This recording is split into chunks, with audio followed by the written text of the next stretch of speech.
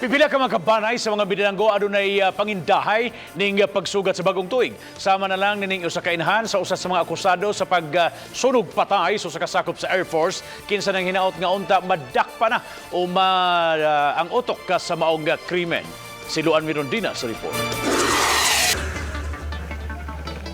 Kung ang kadaghanan kanato, puliki sa pag-andam ug pang medianoche karong tungang gabi, ang mga kabanay sa mga binilanggo sayo pa lang sa buntag nagatang na sa gawas nga bahin sa bilangguan aron masulit ang panahon nga gihatag sa BJMP nga ekstra nga adlaw alang sa mga dalaw. Sa matag adlaw nga mobisita si Rosalyn de la Torre sa iyang anak nga si Joshua sa Talisay City Jail. Misamot ang gibati niyang kasakit ug kagulanan. Isipin ako na ako'y sakit pero ako lang yung gidadala. Isip inhan sakit ma'am oy dili lalim ma'am pagsugat sa atong Pasko wala jud as in wala jud blanco kayo may sa kumbana og karon usban bagong tuig di ko maka imagine sa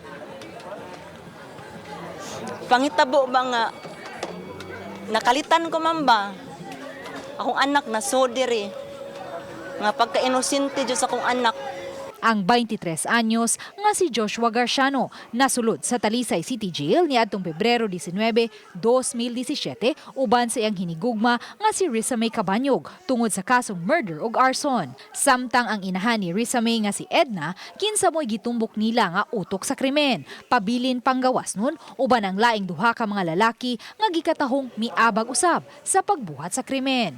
May naot ako katong gipadani Presidente Duterte kanang katong gipada nga mga pilato ka mga kuan to nga mabungkag ron tatong mga rebelde ba katong sa Negros manginaot ako nga katong kuan mga maapil unta to sila nga matandog ta ilang kasing-kasing ba kay ang akong anak nasodiri sa bilangguan inosente kayo.